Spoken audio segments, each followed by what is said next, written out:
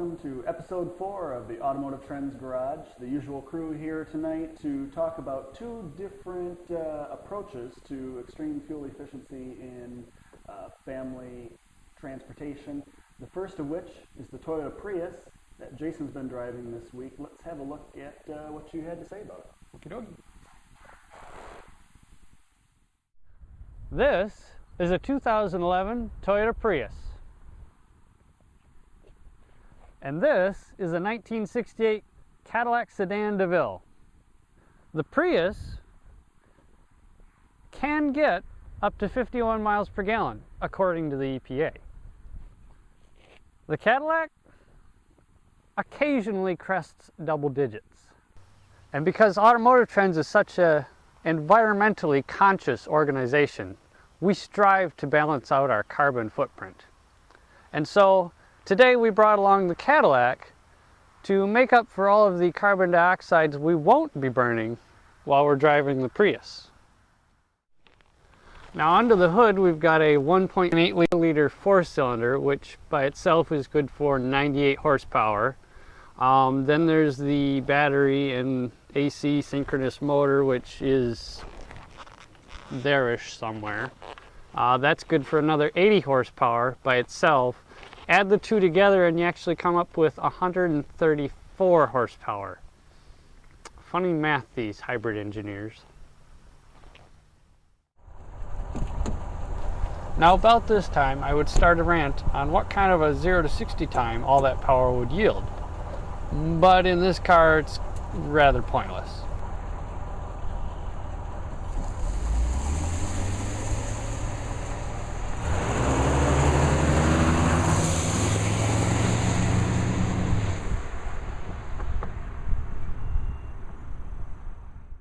This car is designed to squeeze out every last conceivable mile out of a drop of gas.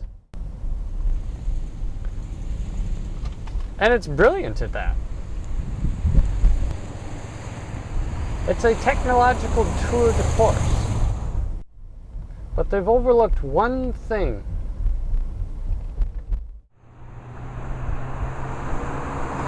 It's appalling to drive! There is no life in this car. No soul whatsoever. I can push on the brakes and the car stops. I hit the throttle and this buzzy, nasty, thrashy thing from under there starts making noise.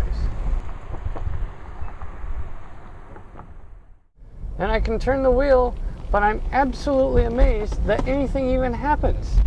There is absolutely no feedback that I am turning. It's like going to Cedar Point to ride the trolley. And then there's the ergonomics. Sure, this all falls to hand real nice. The sat nav, the temperature controls, the shifter, which is actually a goofy looking little thing. But my instruments are up there. The speedometer is mixed in with all that eco-info system. But even that isn't intuitive. It isn't that Toyota has built a bad car. Quite the contrary, actually. No, it's just that in their quest to make the most fuel-efficient car possible, they've bleached out every last trace of heart and soul. Literally.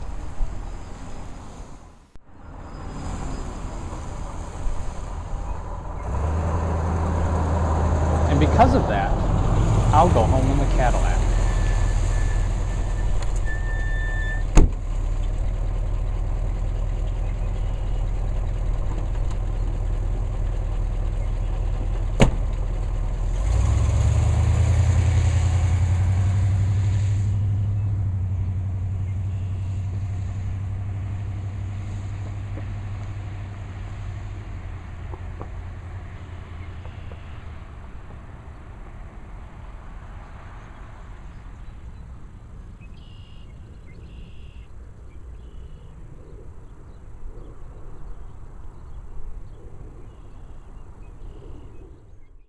Right. So that 472 V8 was brilliant.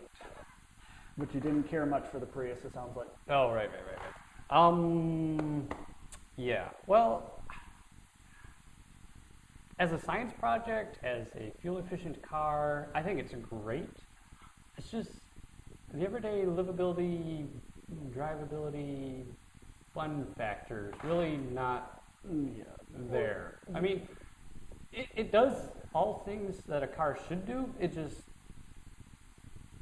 I think Toyota knows it appeals to a certain customer. Agreed. And that's not us. And those people, engine note, I don't know, the things that we're usually criticizing vehicles for, Toyota doesn't care about in this case, because the average consumer of a Prius isn't that concerned about that. And if they are concerned about that, they're buying it completely based on fuel economy. Not based on the soul and that sort of thing. Which was pretty good because we both ran the car in eco mode. It had the 3 selectable modes, the power, which wasn't normal, and eco. Yeah. And absolutely thrashed it in eco mode. And I still got 41 miles a gallon. I thought it was 42? 48. I don't remember. I'm thinking it was 48. 40 anything. It was, good. exactly. It was well more than what it should have been getting. Yeah. It was outstanding With fuel economy. us driving We know the system returns good fuel economy, but even so, this car's been around for a while now. I mean, if you go back to first generation Prius, and there's actually surprisingly some the engine.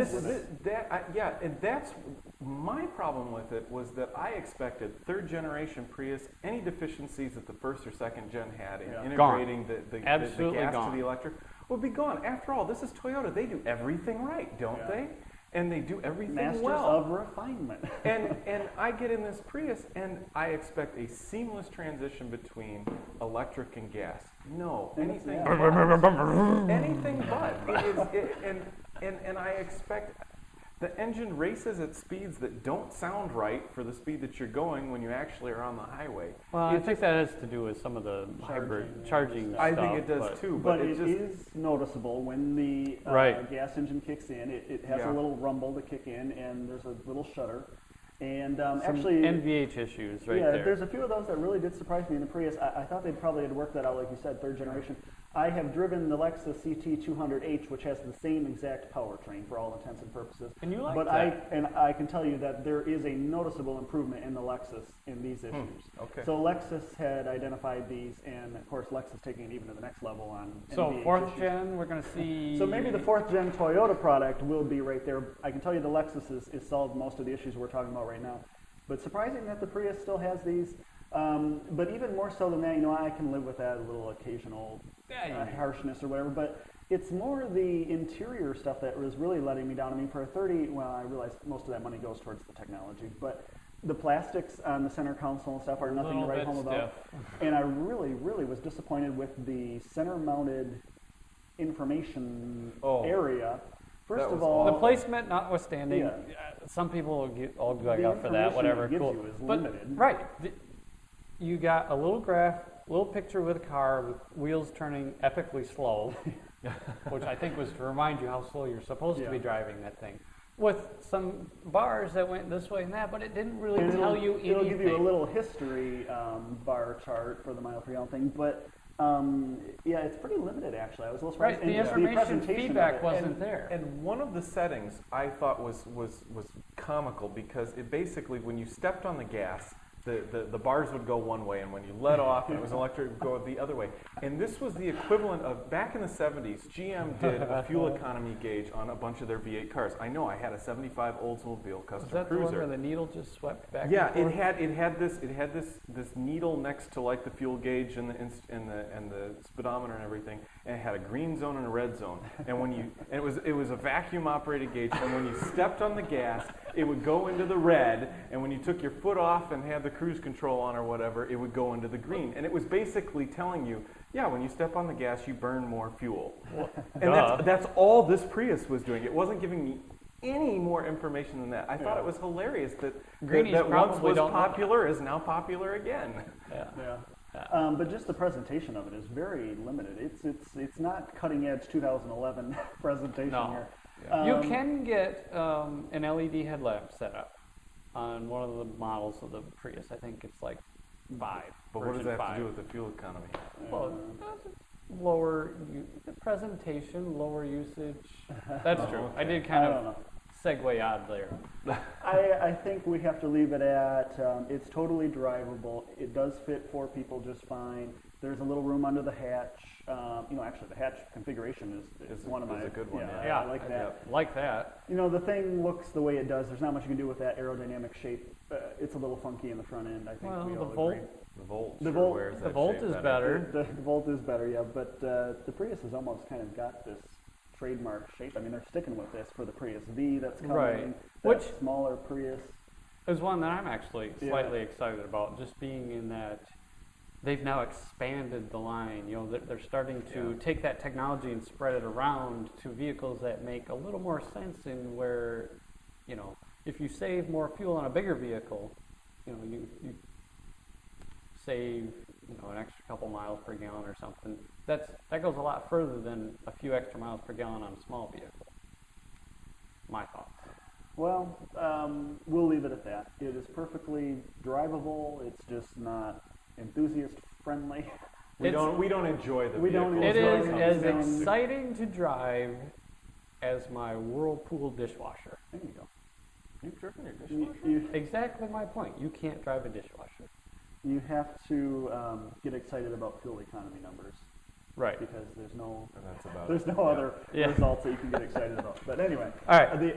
What do you want to do? The news? The now? news. Let's go to the news. And first up, we have the final Cadillac Aw. DTS has rolled off the assembly line in Hamtramck. And another significant aspect of this being the last North Star powered Right. Cadillac. Yep. So that deserves a moment of silence, if nothing else. Okay. Okay, Moment now over. we should discuss the significance really because I'm not sure, just thinking about this since they've announced this. You know what's last rolling one, down so- the line behind it now? I see a Lucerne. Yeah, there's a Lucerne. I But wonder there's if a that's Volt the right last behind Lucerne. that one. Color Volt. I wonder if it's the last Lucerne is right behind it. Next click, next click. Yeah, they didn't mention that one. But no, the North Star, I mean, we have to give credit where credit is due. The North Star, I don't know of any engine in the modern era that's been more closely associated with, with a brand than the North Star engine. True. I mean, when Cadillac didn't have much to go on all through the 90s, basically, I mean, when they were falling way behind the Germans and all this kind of stuff, and everyone was just pulling away from them. When the North Star came out, I mean, we have to go back in time to that era. We're talking the North Star came out. 1994. Well, it came out in the '93 Atlante. didn't it? Atlante, Yep, yep, the and Atlante then was 94 the STS. debuted the North Star engine.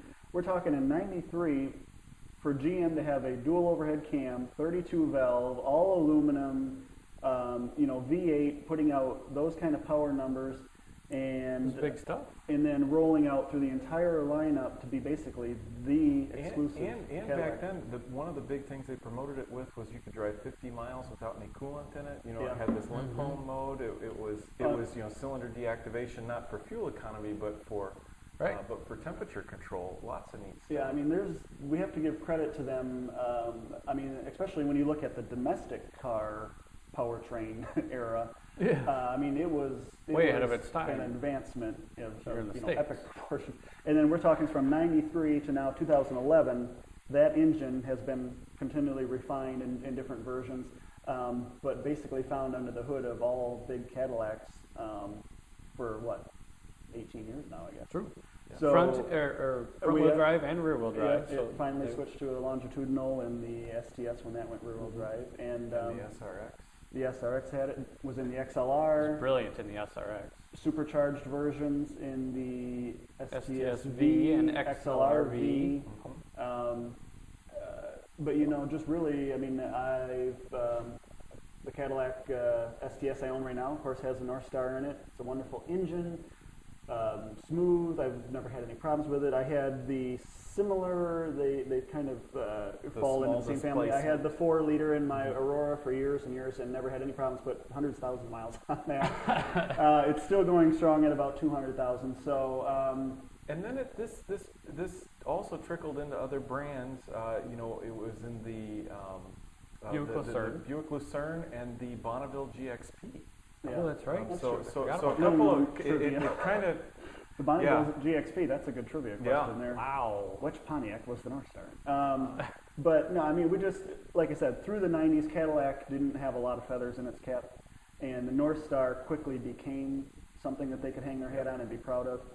And so... ironic then that it is the last vehicle that it was offered in is Cadillac's now most, or what had become Cadillac's most traditional non-enthusiast type car, which was the DTS. What you were just telling me the other day, the sales numbers for these things. Oh yeah, I was reading that the sales numbers for the DTS. You know, people have talked about, you know, how Cadillac got passed in sales by the Europeans, by Lexus and everything.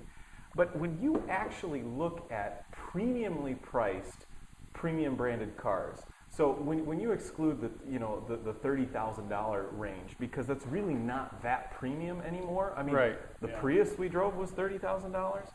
So when you exclude the CTS and the RX 330 and some of these lower market premium branded cars, Cadillac still dominates. The DTS outsold last year some other very significant large luxury cars. The 7 Series, the Lexus LS 460. I mean, you can go down the list, and it was still the best-selling large luxury sedan. Cadillac still has a corner on that market, and so it does remain to be seen what happens when there is no big Cadillac for a couple years till the XTS comes out. It's also significant, though, because this is a direct descendant of the 1949 Cadillac Coupe de Ville. Which was a long-running nameplate. The nameplate went away like 3 years ago in favor of just branding the whole thing DTS.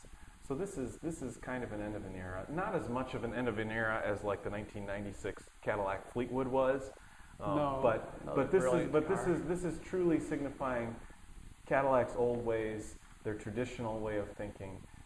They're really kind of turning their back on those buyers, which is kind of sad to me, but probably a necessary move. Because when you think about it, like the average age of a DTS buyer right now is, I'm gonna speculate, in the 60s or 70s. No, probably, yeah. So these people are buying. These people are probably, the customers they're losing are probably only gonna buy one more Cadillac. You know, I mean. So yeah, may you rest in peace. It's just a sad day because, you know, we got to think the town car has faded away. What are hearses going to be based off of? Well, MKTs apparently. Oh, that's a shame. I hope my funeral isn't. We're gonna dredge up an old one just for you. Don't worry Strap about my casket to the roof of my DeVille. Anyway. All right, moving on. So, the Mercedes just unveiled the SLS Roadster. I think it looks better without the roof. Yeah, I figured you would. So, and obviously, you can't do gull wing doors without a roof. So they're more traditional front opening sadness, but I mean, I feel just, I guess, that it loses ever so slightly its specialness factor without the retro gull wing connection. And there's a picture of it might, top up. like I said, we've always had a problem with kind of the rear end on the gull wing. So it becomes less Riata-like. Yeah, it becomes a little more acceptable. It's certainly going to be a great car to drive. They only added, what, 80-some pounds, I think? Yeah, it was very, very minimal. Very minimal. So, you know, it's still going to be a great car to drive. I just feel that... I'm not sure it's quite brilliant in brown, but... Yeah, I'm all for these cool new matte paints. They look pretty cool, at least under the auto show lights, but I'm not sure brown is... Yeah, that one's what a I little... would Is the most start exotic color to put on a car of that. Yeah, so caliber. anyways, last one, we've got the new Mercedes SLK. Oh, I thought it was a new Chrysler Crossfire. Not so much. No. Note decade. the... a little more attainable yeah. SLS Roadster version, I guess, is what we're going for here, because that is definitely sharing that The growth. big news here, actually, is the SLK 250, which has a 1.8-liter four-cylinder. That's a little engine turbocharged. for a Mercedes. 201 horsepower, 225 pound-feet of torque, and roughly 27 miles per gallon combined. Right. Actually coming to the U.S., though. Right. With a 6-speed manual. This is exciting, Yeah. folks. We are getting another premium four-cylinder that's going to return good power good, numbers, good power, good fuel mileage, efficiency. Comes and with a standard 6-speed manual. So Obviously going to drive the price down compared to the other engine we should mention is the new direct injection V6. right, 3.5 liter. 302 horsepower, I think, something along those 304. That's yes, right in yeah. there. Same out as like the C But, class and did you mention the E-Class. 0 to 60 time? Mercedes is No. quoting 6.5 seconds for the 4-cylinder, which that's moving along pretty nice. that's pretty respectable. I mean, for out of 200 horsepower. 1.8 liter. Other news we should mention is this is going to debut the fancy translucent glass roof that can be adjusted to block out sunlight or whatever. I mean, that's kind of a neat feature for Very neat. a convertible. I mean, that So, would, that'll be fun. that's really good. Watch, we'll get ours in like January or something. Yeah. Yeah. But we're looking for. Oh, that engine, that 4-cylinder, is supposed to kind of be Trickle more down available. C-Class Yeah, as C-class well. sedan, and that would probably be really nice there too. Right. But I mean, we're talking 1.8 liter, so that's a new era of Mercedes US for the. Yeah. They the last did few have a years. 1.8 Well, we liter had one back in the day. yeah, it was but naturally supercharged. less. Well, It was in the little SLK that first. right. thing, It was no, not in the SLK. It was in the C-Class coupe, the little hatch. The little hatchback Oh, thing. the weird compressor. thing. It was a C. What do they call it? C2. C230 compressor, I believe it was. Yeah. But that didn't, sounds right. didn't And the that first was- gen SLK have a little tiny engine in it? I might have as well. Maybe it I wasn't don't offered in the recall. US.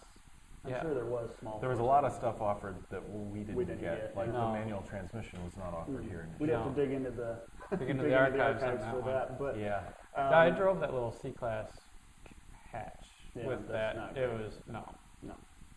It had lag as a supercharged engine, and that just wasn't right. This actually isn't beautiful to my eyes, but it No, is a but little tougher I like that than the last they one. fixed the headlights a little bit. You know. Yeah, I mean, this is all okay for me. It's a little clumsy, it seems like, right in here. or whatever. Yep. But for the and most this part, is definitely this an has afterthought. become a little tougher looking than the last SLKs, which were always really pretty soft, really. Right. So we'll see. I don't know. I'm hoping it drives well. Should be Interested in fun. the 4-cylinder. All right. Well, let's move on to the design wall, because that's all we've got there. The news is over. All right, let's go to the wall.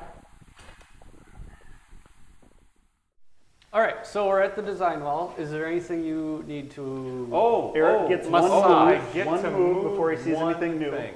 Right. One thing. Well, I know I think this that is going to make. F350 needs to come up. With I a voice. think I'm going to make Brandon very happy here because I am going to move this 3 Series. Is it going to end up above the E-Class over there? Yeah. Well, Or equal with, at least? actually, it's going to Wow. probably. No, it's going to be equal. It's going to be equal. And the reason it's going to be equal is if this were the coupe, it would go up. If it were the wagon, it would go up. Sedan just has been a little bit too softened for me, I think. But still, overall good design, long proportion from the A pillar to the front axle. Yeah. And BMW, kind of championed that through the 90s. So I Very was nice. feeling a little bit guilty for moving it down. So it's been moved. It's been moved. Super All right. Duty's All right, still so down. here we go. Yeah, What the do we Super got is this definitely coming week? up. We're going to start this off. Oh, okay. Well, very appropriately. Okay. Cadillac DTS. Yeah, this was, you can't see the back of it, but this is not going to I've go, never seen these wheels before. Those are that's a pretty. platinum edition, isn't it? I want those Yes, wheels. that Yeah. is the platinum. That's the edition. platinum edition. Very jealous. This, when the DeVille was restyled a decade ago, that was a lot. sharp-looking car. I thought it took all the strengths of the the Seville STS and built upon it. A bit heftier-looking car, really looked good. The DeVille started to grow in size again in the absence of the beloved Fleetwood, and so I really loved it. When they facelifted this vehicle and made it the DTS, Put the the Escalade grill- style grill. yeah, and the, stuff on the, it. the grill Headlamps, got a stacked little bit headlamps. gawky. Yeah, and the headlights never fit quite right in my point of view. Yeah, I would agree. And then the tail lights, it was funny because I had an uncle, I have an uncle, who had who had He got rid of me. an early 90s Chrysler New Yorker. And he thought it was the classiest looking vehicle. He says, this thing looks like a Cadillac. Look, it's got the formal roof. It's got the slender taillights. It looks like a Cadillac. Well, the funny thing is, this DTS put the taillights from an early 90s Chrysler New Yorker right there. on it. I mean, the chrome trim in between the backup lamps, a whole 9 yards. So it's really funny. So this once was a very good looking car, but the facelift, I think, aged it. And so it's gonna, I hate to put this out because I really still love the DTS, but yeah, it's not going real high. Probably lower than the new Focus, above the 200, but way above the Super Duty. Well, only for a moment, because as they're no longer in production, we can't have them out there. Read the rule book. It's got to come down. All right, so moving on. Brief moment on the wall. Yeah, so it had its moment of glory. Our first out of production Yeah. brief stay. Well, what do we got? Then what about this Luigi? Well, he's like, Well, the new Cars movie's coming Right. out, so he's still alive. He's not a dead He's character. grandfathered in. Okay. Are we looking specifically? We have to look specifically at, At the the convertible. This Yes. is the Lexus IS convertible. yes, with the F package. With the F package. They'd probably make you pay extra for that white too. Yeah. Is that those rims? What? I mean, I see the F badge. Well, you get the little badge and the rims.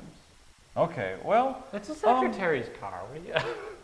yeah, but you know what?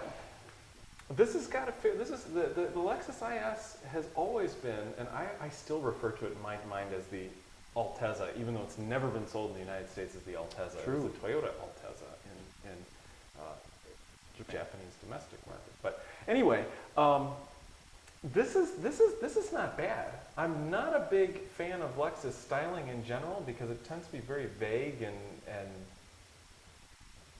ambiguous. Yeah. But the proportions on this are pretty good, and they have done a pretty good job. So I'm With the top down, it looks pretty good. yeah, you From know, certain angles, I with the can't top even up, picture what this looks like. with the top up, it's not great. No. Well, it's- with the convertible, we're going to rank it with the top. Yeah, well, Well, the yeah, picture, well, we have to yeah. go on that picture. Okay. It's down. So- yeah.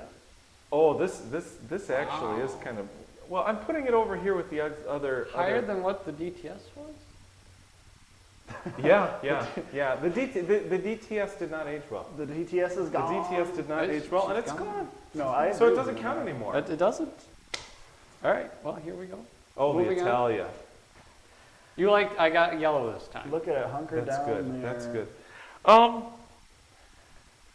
Well, it's better than the 360 Modena, or however you pronounce that, because that had the I don't Oldsmobile know. Achieva. I really like that Intake. 360.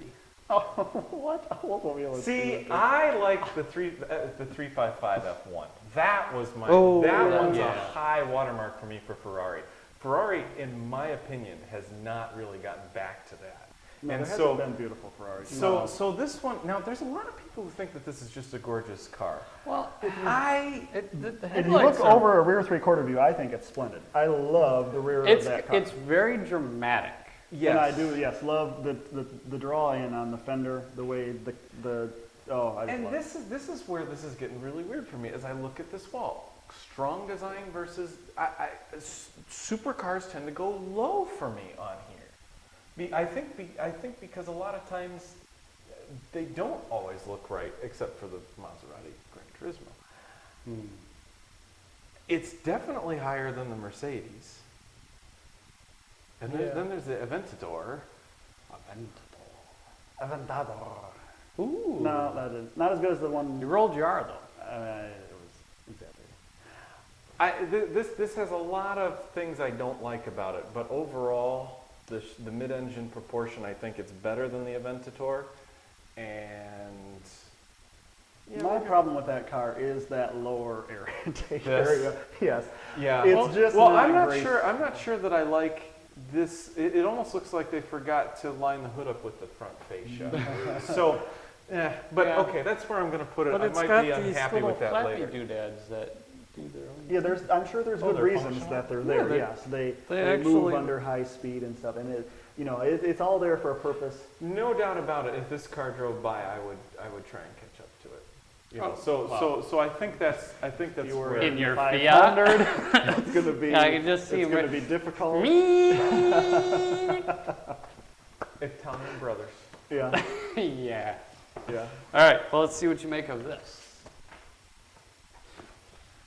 Oh wow, it's the new full-size Mini Cooper. Or the Ford Flex. It's got a This white is grill. a strong design.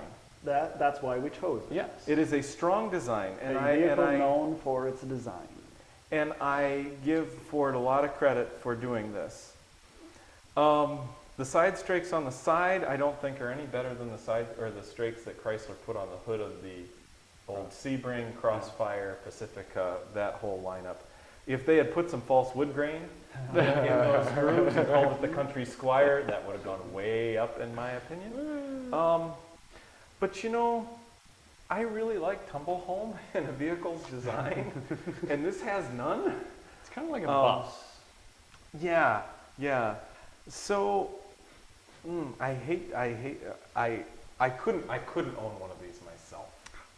See, now that's where that's I what very it much comes down could. to for me. I could not. Even though it is very much almost a station wagon, I would still go with. I foresee one of those in the Muxlow garage one day. In which I just case want to I chime need in to and rank say it lower. my problem with this is the front end. I think the front end is just lazily done. It's just simplistic to extreme. But I'm fine with the sides. I like the white roof. I like the rear. I like the taillights. It all sits well with me except for that front end. But the facelift is coming. Maybe Right. it'll I be better. will say this. I like this better than the current Explorer. So, Agreed. therefore, I would this agree is with going to that. get a very ambiguous spot next to the Ford Focus. All right. Well, There we go. there we go. We'll All be right. back next time with more. Yes. All right. All right, Let's get now back let's have to- a look at the Kia Optima review, which you Yes. did. The Kia Optima, which gets strong fuel economy without all the crazy hybrid tech. Right. Are you keeping it running?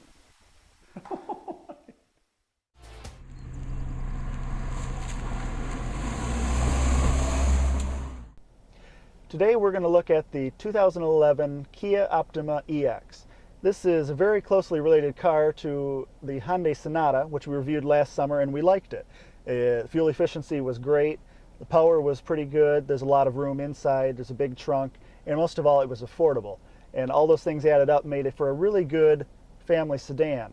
Now this model, as a Kia, they're trying to differentiate themselves with a little more sporting intention, something maybe akin to a Mazda 6, or, they strive to be a BMW, everyone does, but, a Mazda might be a close competitor for this car. This is firmed up a little bit. The steering is a little more direct. There's a decent weight to it. We really complained about the Sonata steering. This is better than that. The Sonata steering was a mess. This is much better, more planted. Brakes are a little firmer, but probably still a little on the soft side for an enthusiast. The transmission is pretty good. It's really responsive. In fact, we're going to take it out for a spin right now.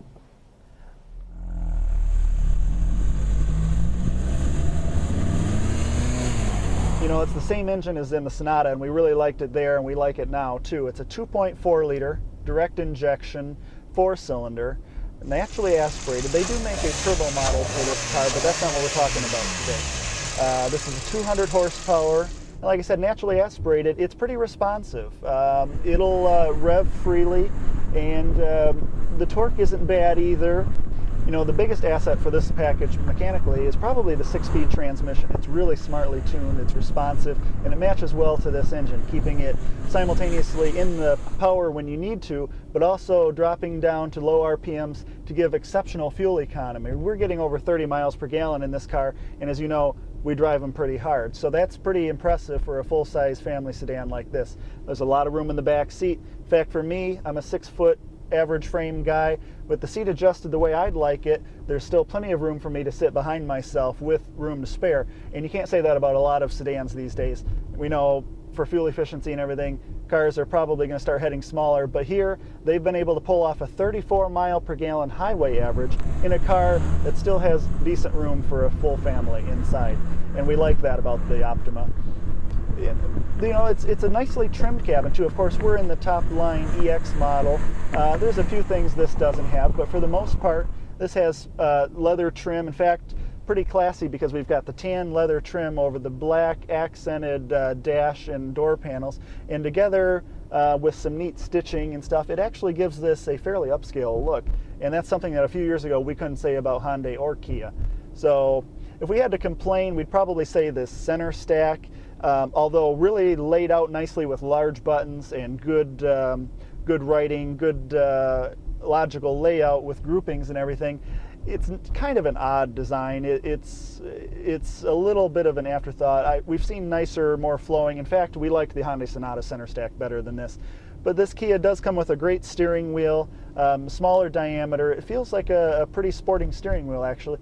And we like the gauges. They're easily readable in the daylight with good backlighting.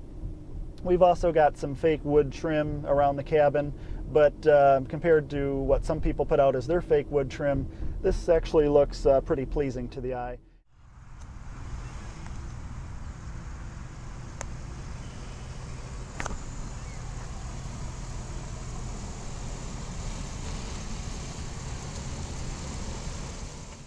There's an eco button as well. This recalibrates a few things in transmission and engine calibration to really squeeze out every last drop.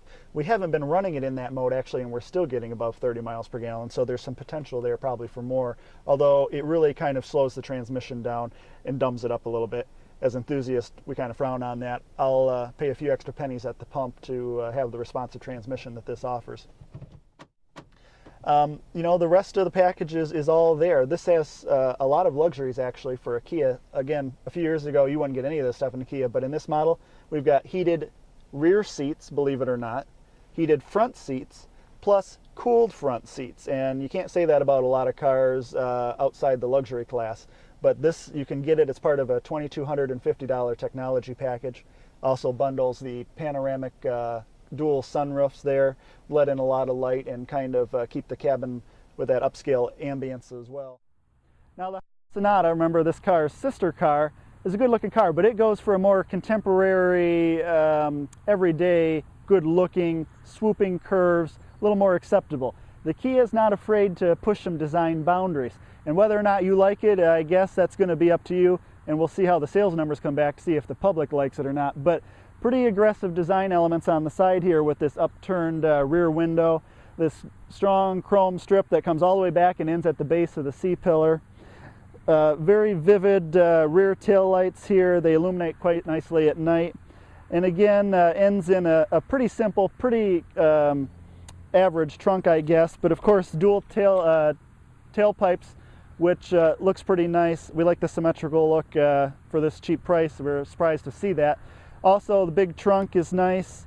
This car has a pretty big opening, and it's deep, and you can easily fold down the rear seats with a pull of this rear trunk mounted access, so you've got a lot of room in there if you need it. You know, around the side we've got a couple of touches we like and a couple we don't. I like the chrome trim on the pull handles for the doors. That's classy. I like this spear of a turn signal indicator in the side mirrors. This part, this fake side vent here, is getting a little cliche. Everyone's doing that these days, and if you don't have a history of some sort of side vent, I'm not sure you need it. Kia obviously doesn't, but here they are anyway. 17-inch wheels on this, and some El Cheapo Korean tires we've never heard of and never want to hear of again. They actually give you quite a lot of road noise. That's their downfall, but they don't howl that bad in aggressive turns. I expected worse, actually. But I guess their big downfall is too much road noise, especially on concrete freeways. But around here, some pretty aggressive design elements, fog lights set nice and low. Overall, we pretty much like the look of this car. Certain colors, of course, look better than others, but for the most part, this is a pretty good looking design, we think. Like I said, we'll have to see what the sales hold up as, but overall, the 2011 Optima is a great buy. Again, we're talking the sweet spot of the market. $25,000, nicely equipped, 200 horsepower, so you're not relegated to the slow lane, and also comfortable interior with space for 5, no problem. Returns good fuel efficiency. That's on the forefront of everyone's mind these days. But if you're returning in the low 30s in real world, there's not much we can complain about there. So overall, definitely look into this car if you're in the family sedan market. Test drive it and give it a fair shake. Between the Sonata and the Kia, there's probably a car in there that'll fit your needs.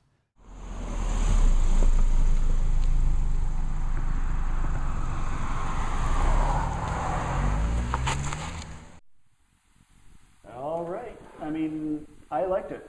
When you guys drove it, what did you think? I liked it a lot. I thought it was a great car.